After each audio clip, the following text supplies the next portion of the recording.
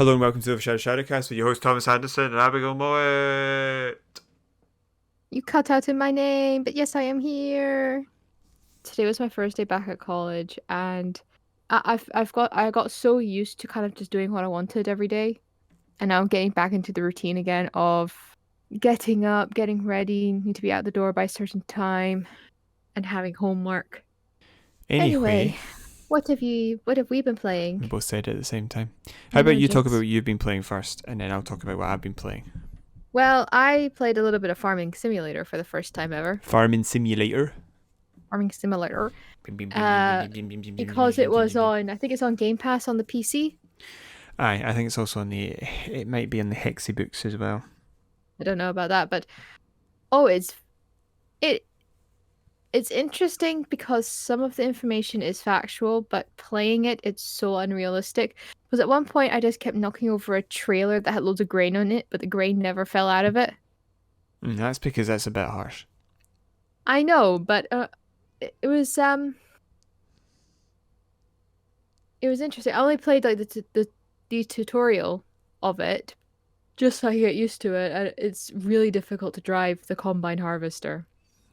You've got a It's also really combine difficult to drive harvester. anything with a trailer because you forget you have to compensate for the length of it, so you have to take wider turns. Right. What's your camera? Third person. That should be easier then. Thanks, and I feel really good about myself. How long have you played it for? I think I only played for it for about half an hour or Right, so 45 minutes. yeah, that's fine then for you to be struggling to operate anything in the game if you've only been playing it for 45 minutes because it's a Yeah. simulator, so it'll be reasonably in depth. What kind of It's things were you doing? interesting. I I did I did plowing, planting, and harvesting. Of I think it was it didn't say what kind of crop it was. I think it was supposed to be wheat. It looked like wheat. I remember once watching somebody play a bit of farming simulator, and this person had grown up on a farm.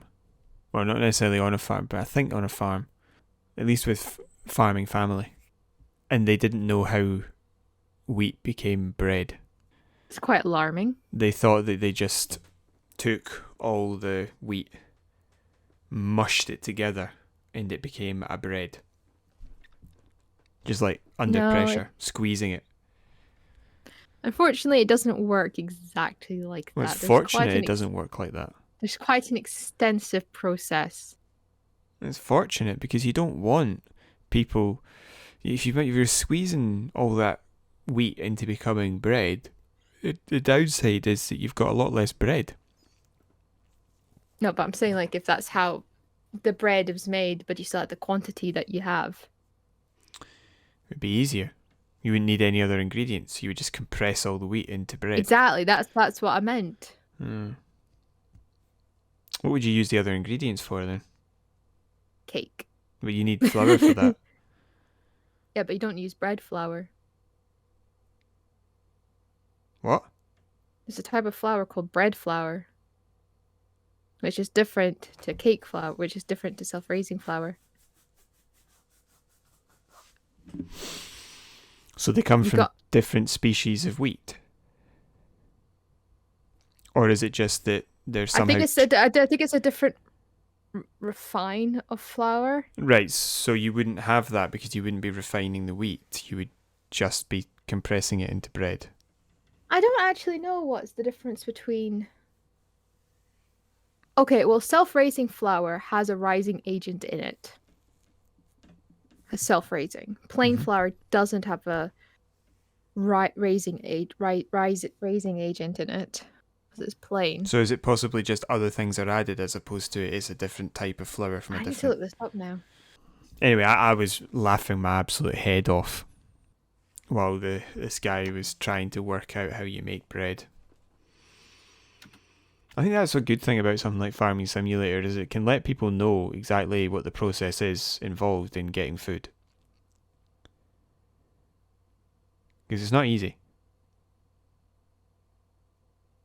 Well, according to this, plain flour or all-purpose flour is different to bread flour because bread flour has more protein in it. Okay, but that does. So you're saying, sorry, that self-raising is different from bread flour. No. Yeah, self-raising flour is different because self-raising flour has got a rising agent in it. It doesn't have. You don't need to add Oh, one. no, yeah, but like a raising agent would be baking powder. Mm-hmm. Yes. What goes in bread is. Oh my God, I can't actually remember what it's called. I keep wanting to say gelatin. That's not right. Yeast has yeast in it.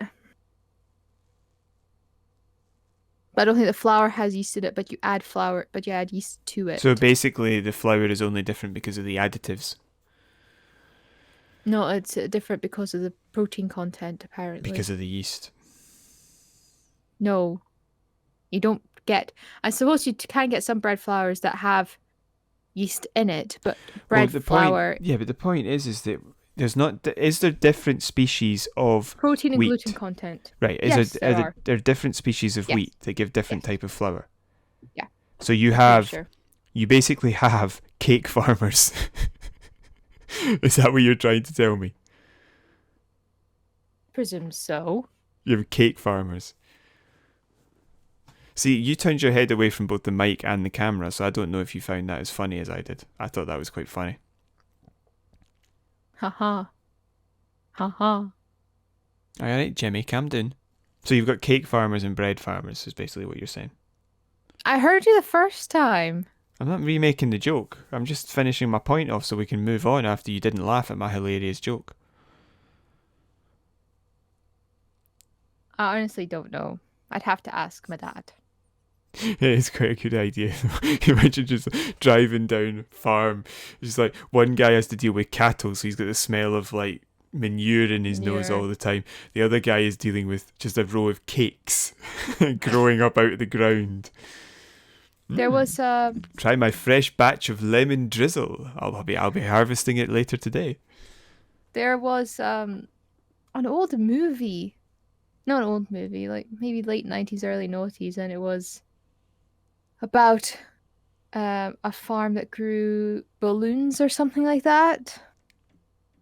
What? I remember there was a farm growing baseball players in one movie, but I don't remember anything else. Are you thinking of Field of Dreams? I need to look this up now. That was a funny joke as well.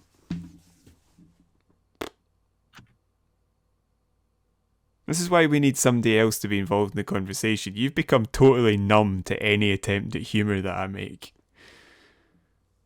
Yeah, it's called Balloon Farm. See, ladies and gentlemen? See what I mean? It's got Mara Wilson in it. Don't know who that is. Matilda. Right. You never seen Matilda? Yeah, I remember. I know who it is now. Right, can we just get back to talking about Farming Simulator so you can ignore more good jokes, please? Very well. So yeah, it was fun, but I honestly don't know if I'm gonna go back and play it again. I think it's a multiplayer game. To have a lot of fun. No. To have a lot of fun, you play it with somebody else. Oh, okay. Unless you're into farming, or just. But simulators. we did play a multiplayer game, did we not? We'll talk about that later, won't we? I thought we were going to talk about that now. Yeah, right. On you go. We played a game about astronauts. I can't remember what it was called. It was a combination of an astronaut and an engineer. Astroneer. Yeah. That was a shot in the dark. Well, you hit him. Now we have to press charges. Yeah, so we played Astroneer. So the idea is that you're basically colonizing a new planet. Is that correct? I'm not sure about that. I don't think you're colonizing it. I think what you are is dropped on the planet to get off it. I think it might be a bit more survival based. Oh, okay. But both of you have got like a tether attached to like the hub, like your hub in the game, which is your oxygen tether. Yes, the original shelter is what supplies all your oxygen. Yes. and you have to stay within range of that oxygen. You can And who build things. Yeah, and you can also extend your range of Well, that's how you do it, oxygen because tethers. you build tethers, and that connects you to the oxygen supply. And Yeah, and you have to kind of like, sorry. you can also build new oxygen supplies. Yeah. So you have to And be you can, connected to the oxygen at all times. yeah. And you can also mine for not supplies, but Materials. crafting materials. Yes. So you can take them from... You've got this sort of like sucky mining machine that basically just annihilates everything in front of you. Yeah. And my only issue with it is I wish you could just annihilate down the way and then refill that in, because we keep falling into the holes that we've dug. And I did. if you fall out of tether range, you die. Which happened to me many times. Yeah. And I lost my booster. Yeah, so you had a jetpack booster. So you shouldn't really have been able to get stuck down a hole, but you did. And I fell into a hole and got stuck trying to dig my way back out. Like 3 times. Yeah, but the problem is, if you die on the map, you are instantly regenerated back at the hub, but you lose all your stuff that you had in your backpack. Yes, you have to go and get it back.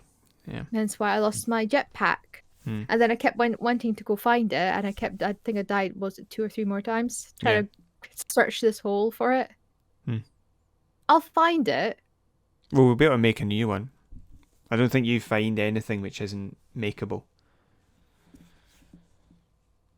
No, I think I did. I don't think I made it. I think I found it. No, my point is, I think later on in the game you'll be able to make them. I think that's what the booster would be told to do. I want to find mine. All right, okay, sorry. But yeah, the whole thing is that you basically scan materials, do a little bit of research, and you build what you need to build a ship to get off, I think.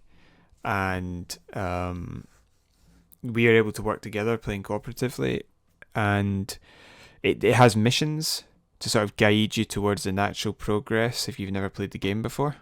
Yeah.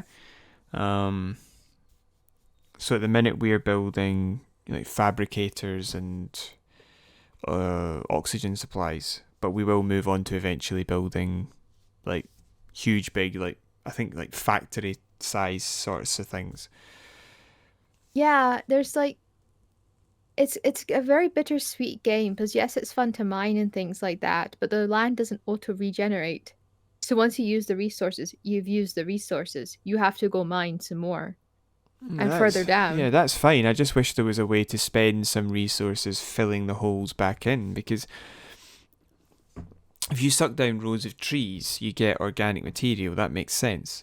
And if you dig down into a mine, you get the aluminium or whatever. Yeah. But you don't get the mud. Yeah. And it would sort of be nice if you could just sort of go and put it back in and fill the hole up a little bit. But you don't get to do that. Well, we found a chasm. Yeah, I prefer to use natural chasms and mine within an already existent hole.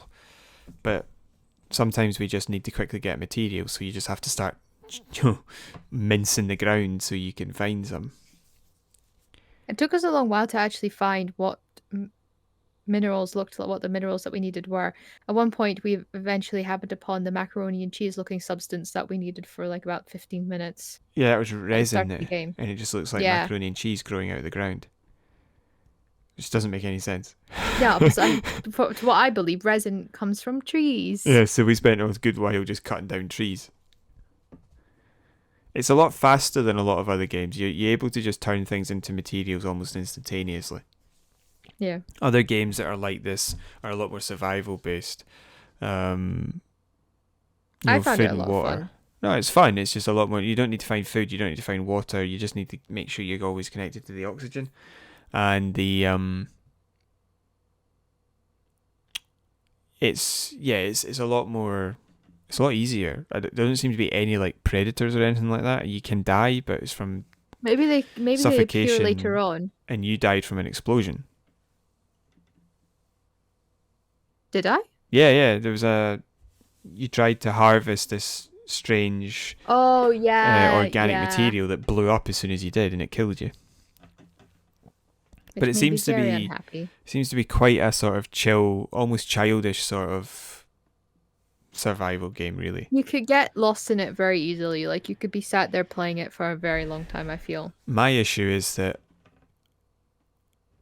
I played a game similar to it last year, or probably a year and a half ago, and it was Subnautica, and I found that to be better.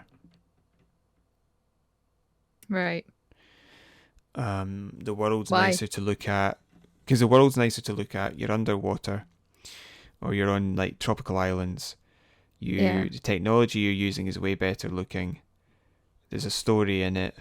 There's wildlife, so you're at more danger, but it's just nice to watch sometimes. The technology that you build is a lot cooler.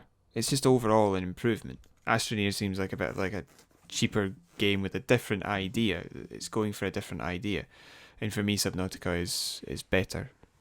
It sort of ticks more of my boxes. Okay. But I did That's fair enjoy enough. Astroneer. The issue is that Subnautica is a single player game, We played Astroneer for about 3 hours. which we didn't mean Didn't to feel do. like it. No. It was It a was lot of quite fun. foolish on our parts. It was very fun. It was a lot of fun. I think it was, you got frustrated at me because I kept going too far away. Yeah, you kept not being attached to the oxygen, so my entire job was playing mummy and running behind you with tethers. So that And was then I frustrating. found out how to, do you know what was really fun was the fact that I was making tethers and you're like, where did you find those? I was like, I made them. What do you mean you made them? I don't know, I just pressed a button and whoop. Yeah, it's on the backpack. You can access the backpack and make things from the backpack, not necessarily the fabricators.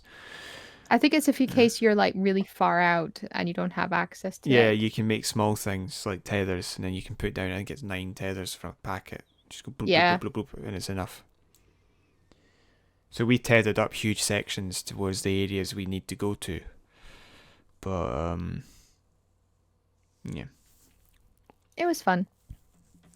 It was fun. I do think Subnautica was better, and we should play it sometime. So that's all I've been playing. Have you been playing anything else? I would say I recommend Astroneer if that's your thing. Oh Or yeah, if you want yeah, to I would play with definitely another recommend it. person. Was it on? It's on Game Pass, isn't it? At Aye, the moment. on PC. Yeah. And possibly Xbox, but I'm not sure. What have I been playing? I'll remember this. Give me a second. I'll remember. What have I been playing? I can't remember what I've been playing. Help. Don't know what you've been playing. What have you been playing? I played a little bit more Divinity. Did you play with your bro? Yeah, I played a little bit more Divinity. The game's quite slow. And when you've only got a couple of hours a week to play with somebody, it really feels slow. And it feels like you're not really achieving very much. We're quite well on our way, but we feel like we're not achieving very much because of how slow it is. And I think that... How do I put this?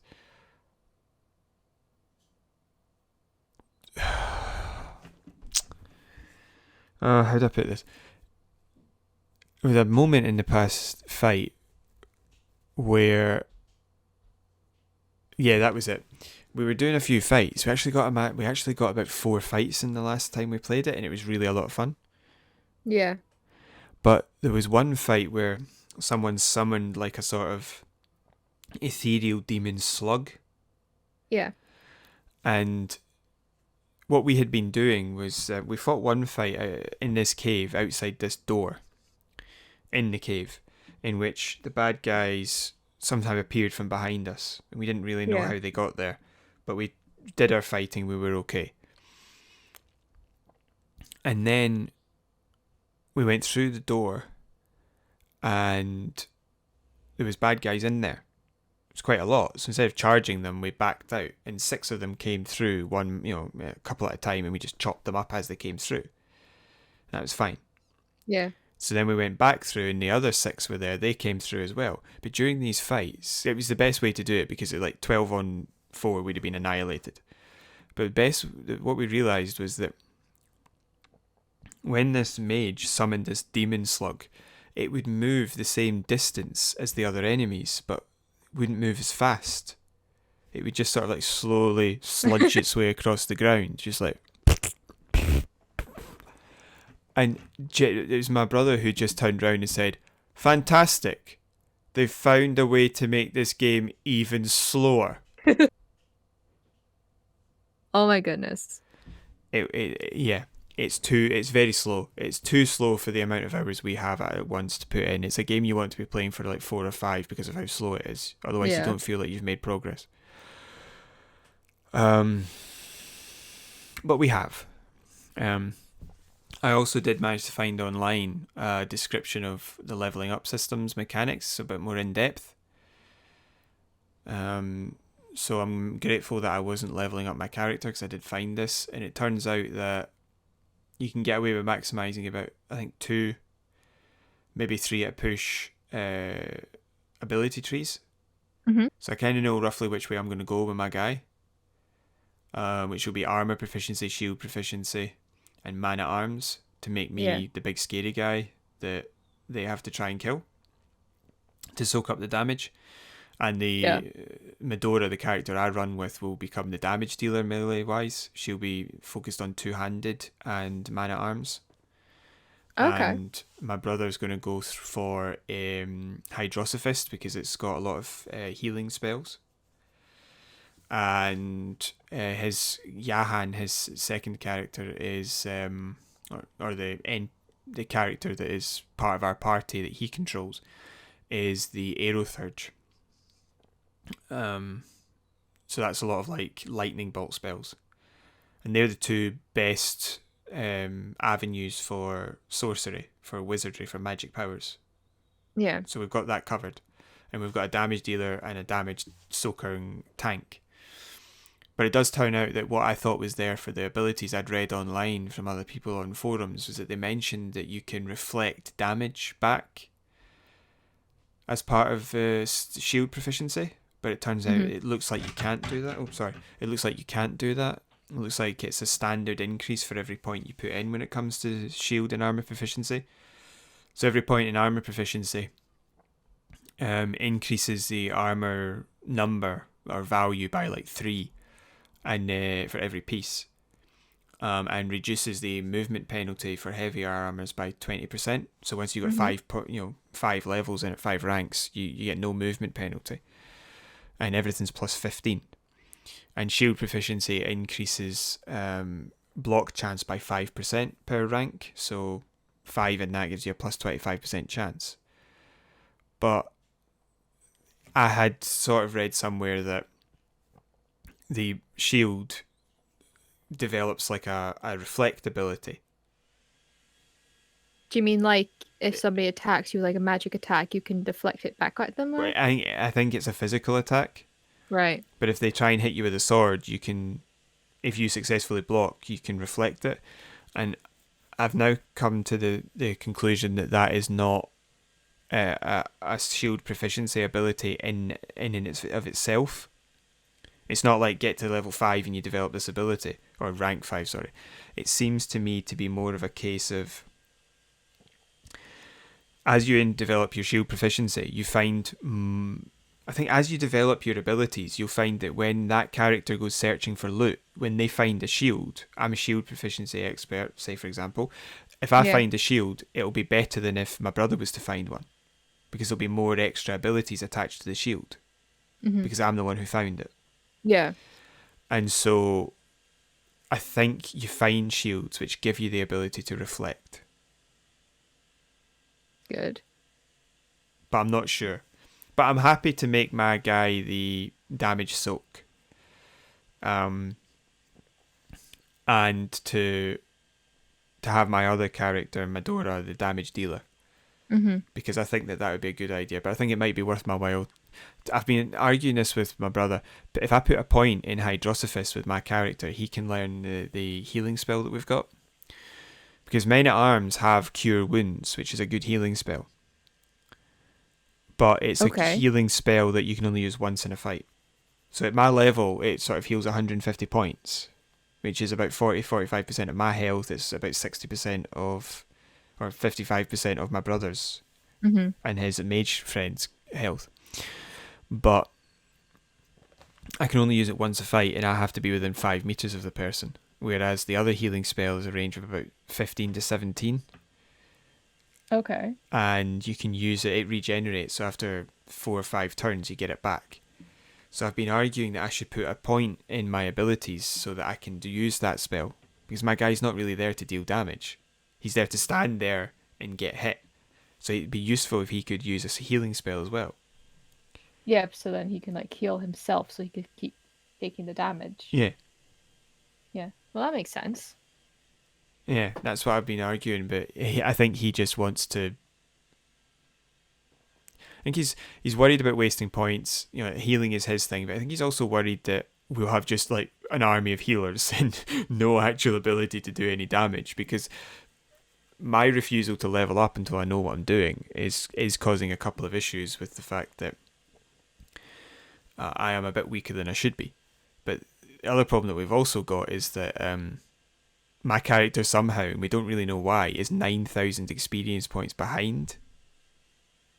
And yet we've played every moment of the game together, so we don't really know how that's happened. Yeah. Interesting. So for some reason I'm not leveling up at the same time, same speed. Mm-hmm. We can't really work out why. We've looked it up online and nobody seems to understand why. Could be that my character gets knocked out a lot more. Or killed, technically, and then resurrected. Yeah. And so, because he's in the front line. But I think that's a really bad way to have a game where if you are unconscious, you don't level up at the same rate as everyone else, because it just makes a character weaker. I hate that idea. I've always hated that kind of idea that you can't level up if you're unconscious. Because people, pardon me, people will say, well, you can't learn if you were killed or knocked out during a fight. Well, if I fight 8 guys, and just as the last one's being knocked out, I fall over, does that mean I haven't learned anything? That doesn't make sense. Yeah. No. It's just stupid. And in a gaming sense, it makes the game unmanageable because I am significantly further behind him. Significant. I mean, that's probably 2 fights worth of people before I level up after he has. Yeah. It just doesn't make sense. I just wanted 5 minutes to talk about the ways the game doesn't make any sense. Because the way that it does make sense is that the enemies are static. They don't level up with you. They're put in the game with certain abilities at a certain level with certain strength. Right, that's the way they remain during the entire time. So you can come up against enemies you can't fight yet. And I don't mind that because it means every fight is difficult. But what it does mean is that you're not doing quests you're doing like the first set of rooms in a cave, and then you're having to go somewhere else. Mm-hmm. So we're jumping around the whole map doing random fights trying to level up. It's not necessarily we'll do this mission then that mission. So that keeps the difficulty level high, but it stops it from being like a steady flow. It breaks it up a bit too much. And that might be because of what I've done, but I'm sorry to say it, the game should explain to you exactly what's happening. In KOTOR, when you level up, you can see all the options that will be available to you at any point. I think you can actually just pop into the menu and see that. But this game hides it all from you. I don't like it. I don't like that at all. That's not fair. So I don't think that's okay. So that is why I'm holding off, and I think it's having a bit of a negative effect. But we're having to jump around a bit. It's offset, of course, by the fact that we're not playing for very long, which means that we don't feel like we're actually in a flow anyway. So jumping around isn't really bothering us that much. But that's probably the biggest issue, is that I don't really see how you even get into a flow anyway. Because apparently if you're like a level behind, you'll struggle. If you're 2 levels behind or more, you will not win. And if you're tied, that's when you're probably in a decent fight. And I've just had a look at some of these fights. I don't see how you're not either absolutely destroying everybody on your way in and then having to fight the boss and having a fair fight, square go. Or you're fighting a fair fight all the way in and then you hit the boss and you're like, nope, and having to turn around and run away. which is basically what we do. We have to fight a fight all the way in and then hit the boss and then leg it, because we can't. The jump to the boss is too high. So we're having to do all these sort of like preparatory fights and then like a row of bosses in a row because we can't do anything. Yeah. And then you add in the fact that I level up significantly after he does. It's weird. It's weird because the game, I don't understand how. Apparently, the game sometimes drops random experience points on people at different points in time. Yeah. So if you do different sections, so for example, if you do one checkpoint of a mission, 2 or 3 of your guys might get the experience, and then when you do the second checkpoint, those guys will get the second checkpoint of experience, and people who didn't get the first one will get both. Mm-hmm. So it causes a temporary setback, but 9,000 experience points is huge. I don't think that's temporary. So if it isn't, how can the game, which is totally static, no enemies spawn in, they're all known to the game beforehand, how can it have such a disparity in experience points? Tis a mystery. But I do enjoy it when it works. Like the actual gameplay it's a bit slow, and that's a bit annoying, and the fact it doesn't tell you what you're doing is annoying, but when you're actually in a flow, it is actually a lot of fun. Especially when we got several fights in a row and we knew what we were doing, and it worked really well. Like, I think there was one fight where we took out 6 people, and the way we'd done it, we didn't have any damage. We didn't have to heal up at all by the end of the fight. So that's good. It's sort of we're starting to understand what we need to do, and how we should play it. But it is strange. It is weird. It isn't strange. What? This is the end of the end of the road. This is the end. You're fired. Yeah, indeed. So if you liked what you heard, well, first I'll say I recommend thank you guys Divinity, so much by the way.